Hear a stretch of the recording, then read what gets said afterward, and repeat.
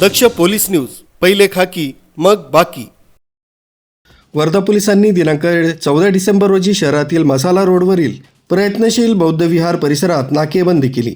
यावेळी MH32 AAX 0370 या कारची तपासणी केली असता त्यात टेंगो पंच या देशी दारूनं भरलेल्या 3800 बाटल्या सापडल्या। त्याची किंमत 3,80,000 रुपये इतकी आहे।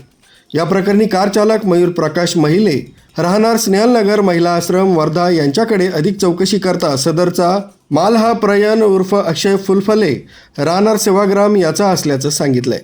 कार चालकाच्या मोबाईलसह वाहन तसंच दारू मिळून पोलिसांनी 16,90,000चा मुद्देमाल जप्त केला।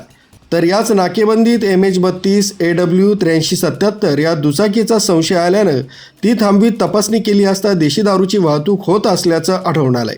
पोलिसांनी दुचाकी चालक प्रशील बंडूजी गेडाम वय 32 वर्ष राहणार आंबेडकर नगर नलवाडी यास ताब्यात घेतला असून मोपेड वाहनासह देशी दारू मिळून 1,20,000चा मुद्देमाल जप्त केला। पोलीस निरीक्षक संतोष टाले यांच्या मार्गदर्शनात पोलीस उपनिरीक्षक शरद गायकवाड, हवालदार सुहास चादोरे, सचिन भारशंकर, लोकेश गाडवे, पंकज भरणे, नवनीत वानखेडे, मनोज काकपुरे यांनी ही कामगिरी केली आहे। केवलदास ढाले, दक्ष पोलीस न्यूज, वर्धा।